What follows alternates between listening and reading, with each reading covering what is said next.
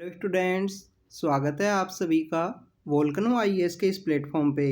Students, अगर हम बात करें इस लेक्चर के बारे में तो ये लेक्चर हमारा आर्ट एंड कल्चर सब्जेक्ट का लेक्चर है, जिसके अंदर हम डिस्कस करेंगे इंडियन पपेट्रीज के बारे में कि भारत के अंदर कौन कौन सी जो पपेट्री हैं वो इंडिया के अंदर पाई जाती हैं, क्या इनका मेन पर्पस था, इनके एग्जिस्टेंस के बिहाइंड की क्या स्टोरी है, कब कब इनका जो एविडेंस है वो हमको देखने के लिए मिलता है, उन सब के बारे में हम डिस्कस करेंगे।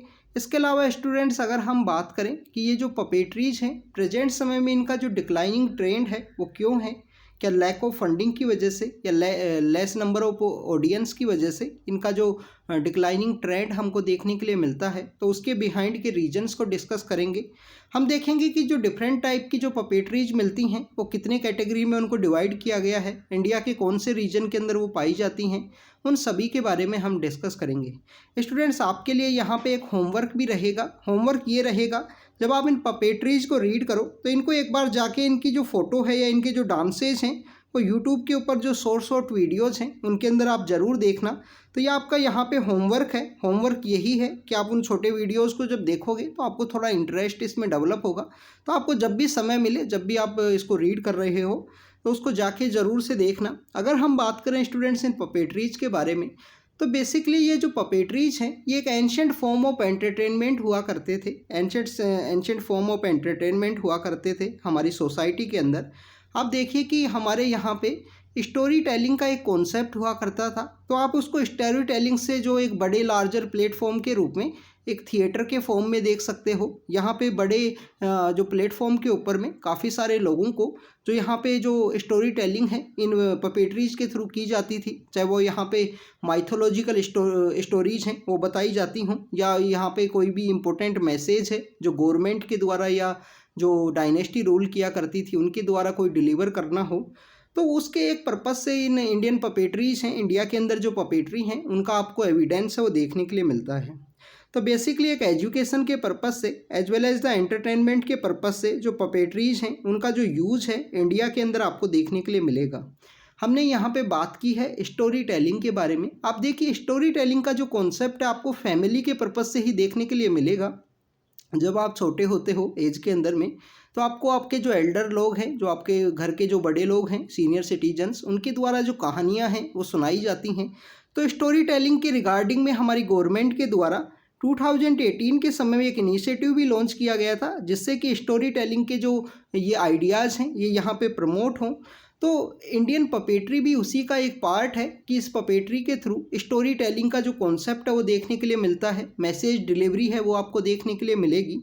अगर हम बात करें कि इनके प्रेजेंस के बारे में, तो स्टूडेंट्स इनका जो एविडेंस है वो आपको एंशिएंट समय की जो हमारी इंडस वैली सिविलाइजेशन है उसके समय भी इसको देखने के लिए मिलता है।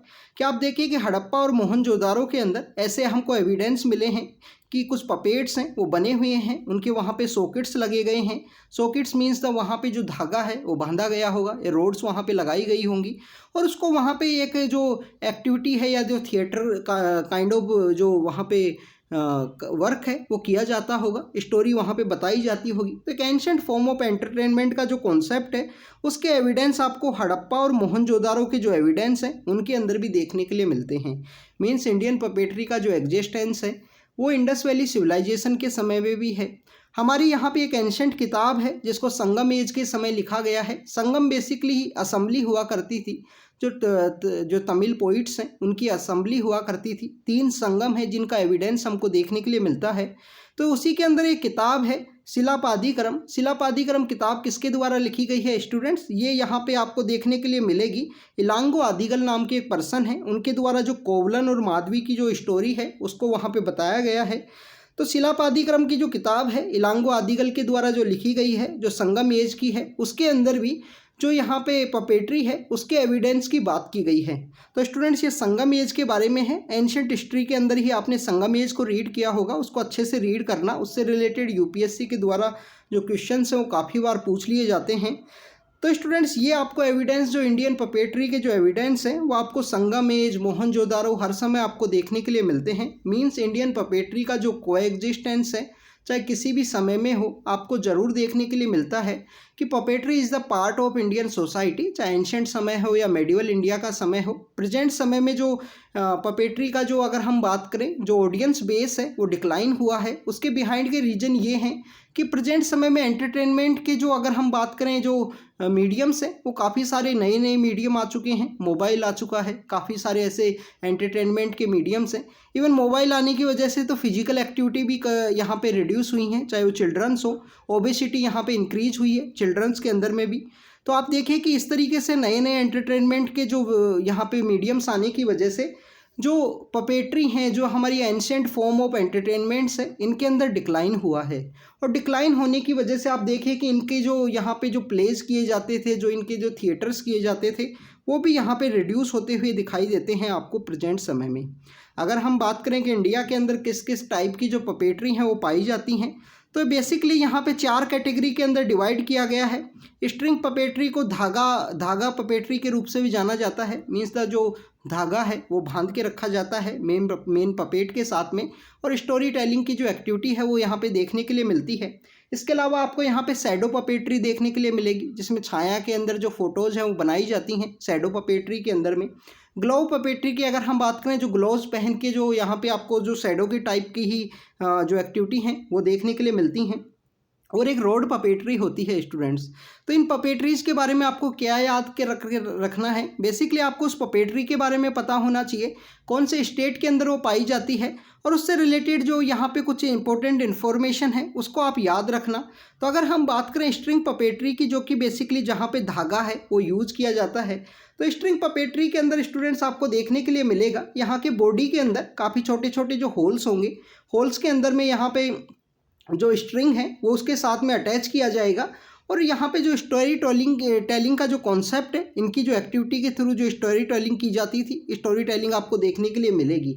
मेनली अगर हम बात करें, जो 8 से जो 9 है टोटल इंच का ये जो मिनिएचर है वो बना होता है। इसके अंदर में स्ट्रिंग पपेट्री के अंदर में 8 से 9 इंच का ये बना होता है।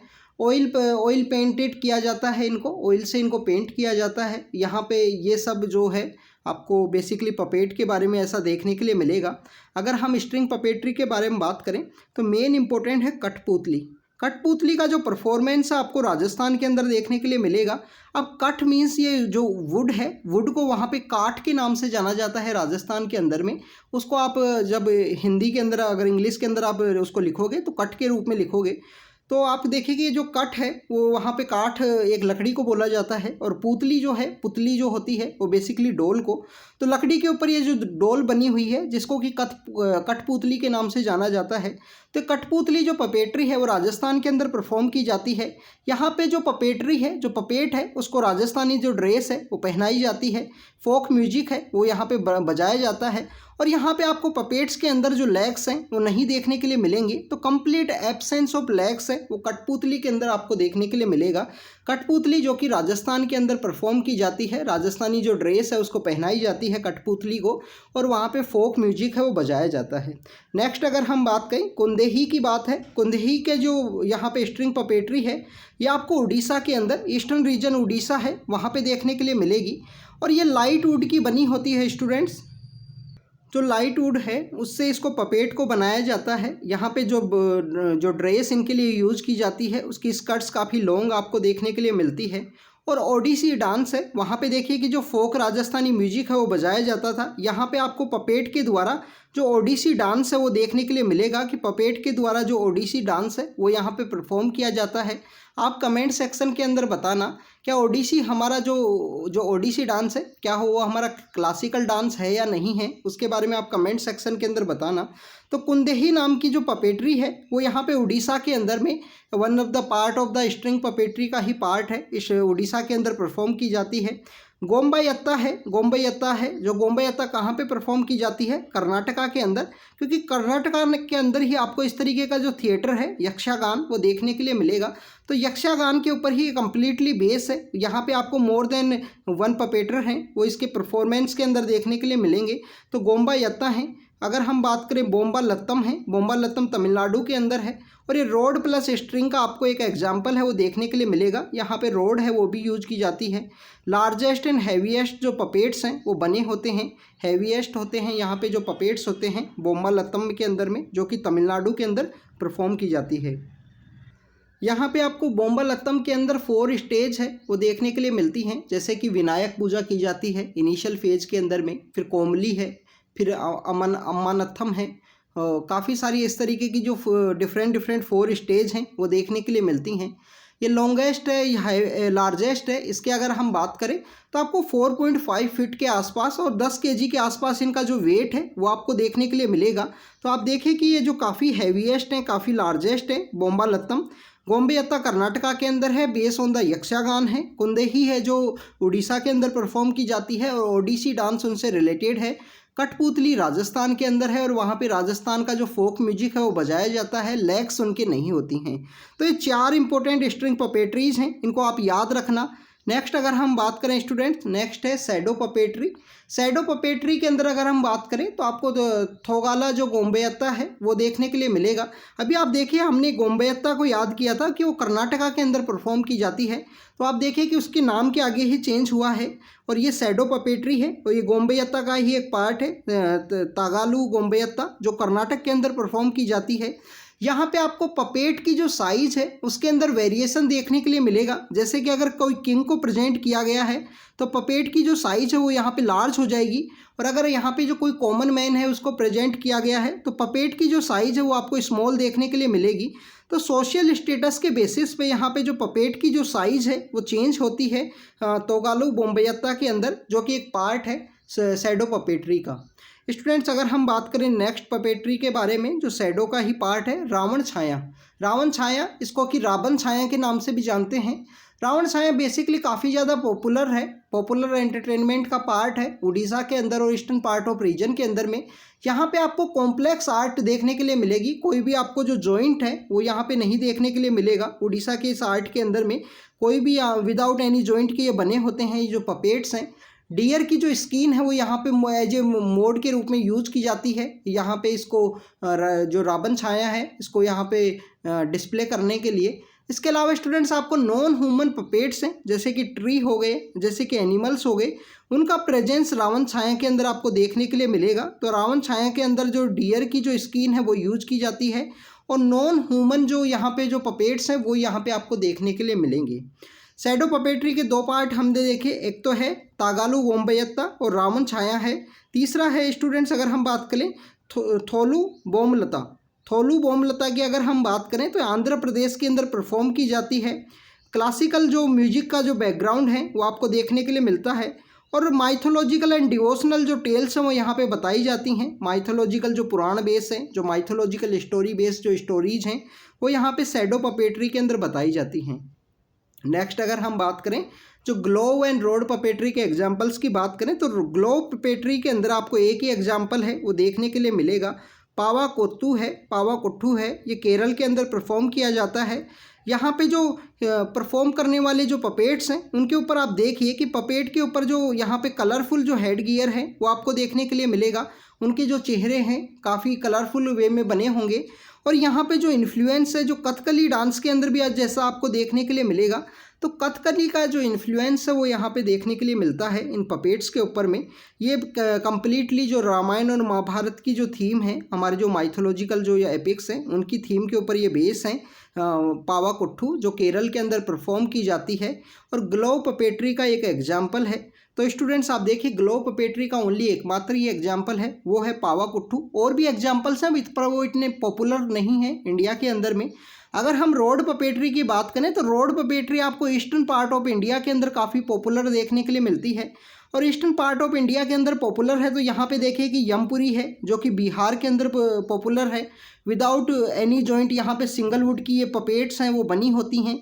आप देखिए कि हमने यहाँ पे भी देखा था कि सिंगल वुड की जो हैं ये पपेट हैं जो रावण छाया के अंदर भी बनी है, जो उड़ीसा के अंदर परफॉर्म किया जाता है, जो शैडो पपेट्री का पार्ट है। तो यमपुरी के अंदर भी विदाउट एनी जॉइंट जो सिंगल वुड है उसी की ये बनी होती हैं। इसके अलावा पुट्टुल नाच है जो आपको उड़ीसा, बंगाल, बिहार और आसाम का जो रीजन है उसके अंदर देखने के लिए मिलती है। वहाँ पे इस जो रोड पपेट्री है, जो ये पुतुल नाच, इसके अंदर आपको म्यूजिकल इंस्ट्रूमेंट्स हैं जैसे कि हारमोनियम है, तबला है, इन सब का जो प्रेजेंस है वो आपको देखने के लिए मिलेगा। तो स्टूडेंट्स आप देखिए, क्लो पपेट्री का एकमात्र एग्जाम्पल है पावाकुट्टू, केरल के अंदर परफॉर्म किया जाता है और केरल के अंदर ही एक डांस है कथकली। तो कथकली का इन्फ्लुएंस आपको देखने के लिए मिलेगा कि यहाँ पे हेड गियर्स हैं वो कलरफुल वे में होंगे उनके, और कंप्लीटली रामायण और महाभारत की जो थीम है उनके ऊपर वो बेस है। रोड पपेट्री के दो एग्जाम्पल हैं, एक तो यमपुरी है, यमपुरी जो बिहार के अंदर परफॉर्म किया जाता है without any joint, single would के वो बने होते हैं, और पुतुल नाच है वो भी ईस्टर्न पार्ट ऑफ इंडिया के अंदर ही परफॉर्म किया जाता है, म्यूजिकल इंस्ट्रूमेंट वहाँ पे यूज किए जाते हैं। शैडो पपेट्री के एग्जाम्पल्स हमने देखे, स्ट्रिंग पपेट्री के चारों एग्जाम्पल्स को हमने डिस्कस किया। तो ये स्टूडेंट्स पपेट्रीज के बारे में था। आपको स्टेट्स का बारे में पता होना चाहिए कि कौन से स्टेट के अंदर इनका परफॉर्मेंस किया जाता है, कोई लिटिल बिट कोई इन्फॉर्मेशन है तो वो याद रखना। और आपको अगर ज़्यादा ही इंटरेस्ट है तो आप जाके इनका वीडियोस देखना, वीडियोस देखोगे तो आपको काफ़ी कुछ समझ में आएगा। तो स्टूडेंट्स ये पपेट्री के बारे में था कि इंडिया के अंदर कौन कौन सी जो पपेट्री हैं वो पाई जाती हैं, उसको हमने डिस्कस किया। ऐसे ही हम आपको अपडेट करते रहेंगे। Thank you students, thank you very much.